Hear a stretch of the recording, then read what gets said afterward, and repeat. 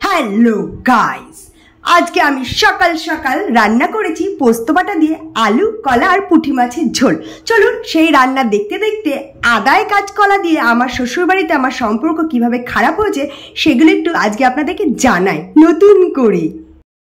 এখানে আমি বাটছি পোস্ত আর জিরে, রান্না করব আলু আর কাঁচকলা দিয়ে পুঁটি মাছের ঝোল। আমি যখন প্রথম শ্বশুর বাড়িতে গেছি, গিয়ে দেখি আমার জেঠি শাশুড়ি কাঁচকলার মধ্যে আদা বাটা দিচ্ছে। আমি বললাম না, আদায় কাঁচকলা দেওয়া তো যায় না। ও মা, তার কি লাভ? সে কথা গিয়ে আমার ননদের শাশুড়ির কাছে গিয়ে বলে এসেছে। আমার ননদের শাশুড়ি আবার আমায় ডেকে পাঠিয়েছে, এমনি শুনিবি কি তুই কি বলেছিস তোর বড় শাশুড়িকে? আমি বললাম ও মাই গড, মাইমা ছোটবেলায় বইতে পড়েছি আদায় কাঁচকলা মানে সম্পর্ক খারাপ। আর যেখানে সম্পর্ক খারাপ সেখানে তো শরীরও খারাপ হবে। ইয়েস, শরীরের কথা ভাবতে হবে, তো কলার মধ্যে আদা দিতে হয় না। আয়ুর্বেদিক বইতে বলা আছে শরীর অসুস্থ হয়, তো আমি তা খাবো কেন? আর আমি তা যখন জানি তা আমি তাকে করতে দেবো কেন? সে করে রাগ করুক, সে তো অবুঝ। এইভাবে ভাজা মাছ উল্টে দিতে হয়, ঠিক আছে? অনেকেই আছে ভাজা মাছ উল্টাতে পারে না। আমার বড় শাশুড়ি বলেছিল, আমি ভেবেছিলাম এমনি লেখাপড়া জানে, ভাজা মাছ উল্টে খেতে পারবে না, কিন্তু এটা আয়ুর্বেদিক দেখাচ্ছে। দেখাবনি, আমি আয়ুর্বেদিক দেখাবনি। কেন দেখাবনি? আমার জীবনের প্রত্যেকটা মুহূর্ত আমি পড়াশোনা বই খাতা দিয়েই চিনেছি। আমার বাবা তো রান্নাঘরটা চেনায়নি, তাই বলে কি মাছ ভাজা উল্টাতে পারবো না? আমি তো ন্যাকা নই, ন্যাকা নই তো, সব পারি।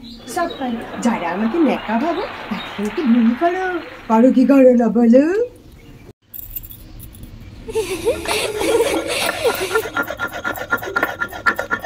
যে রাধে সে চুলও বাঁধে, যে নেকাপড়া জানে সে শিলে মশলা বাটতেও জানে, আর যে জানে না সে তোমাকে কাজটা করে দেবে না বলে ন্যাকামো বুঝি।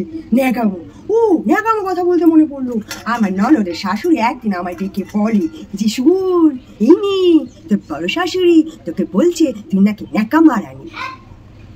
না, আমি তো কোনোদিন কোনো ন্যাকাকে মারিনি, কারণ আমার তো ছোটবেলা থেকেই বন্ধুত্ব ছিল সব ছেলেদের সাথে, কোনো মেয়েদের সাথে তো আমি মিশিনি। আসলে মাইমা আমায় কেন এত ডেকে ডেকে কথা বলি তারও একটা রহস্য আছে, বলছি শোন। এটার মধ্যে আমি বাটিছি জিরা আর পোস্ত। বিয়ের আগে বাবাকে বলেছিলাম, বাবা আমাকে অবশ্যই মিক্সচার মেশিন দেবা বিয়েতে, নাহলে বিয়ে আমি করবো না, জিরে আমি বাটতে পারি না। তো বাবা আমাকে মিক্সচার মেশিনের সাথে একটা সুন্দর শিলও দিয়েছে।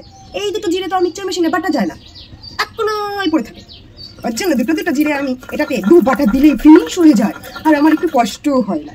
বাড়িতে বিয়ের আগে বা বিয়ের পরে কোনোদিন বাবার বাড়িতে শিল ডলি, বিশ্বাস করো আর নাই করো, ঠিক আছে? তাতে আমার কাঁচকলা তে আদা দিতে হবে না নিশ্চয়ই, আদা দিলে পরে সম্পর্ক খারাপ হয়, ঠিক আছে? তো আমার সেই মাইমা আমায় ঘন ঘন এইসব ডেকে ডেকে বলতো, কারণ আমি মাইমার বোনপোর কাছে ছোটবেলা পড়তে যেতাম, ঠিক আছে? আর সেই বোনপো আমাদের সেই আনন্দ কাকু খুবই ভালোবাসতো আমাকে, ভীষণই ভালোবাসতো, অসম্ভব পরিমাণে। কারণ আমি কখনো প্রাইভেট টিচার বা স্কুল টিচারদের কাছে মার খাইনি।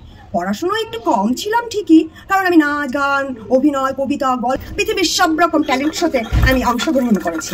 তো অত শো করার পরে, অত নাচ গান কবিতা ছবি আঁকা গল্প লেখা করার পরে পড়াশোনায় তো একটু নাম্বার কম আসবে, বেসিকটা আমার ঠিকঠাকই জানা ছিল।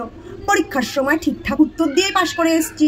হ্যাঁ, আমি একেবারে স্টার ডিভিশন পাইনি, তাতে কি হয়েছেটা কি হয়েছে?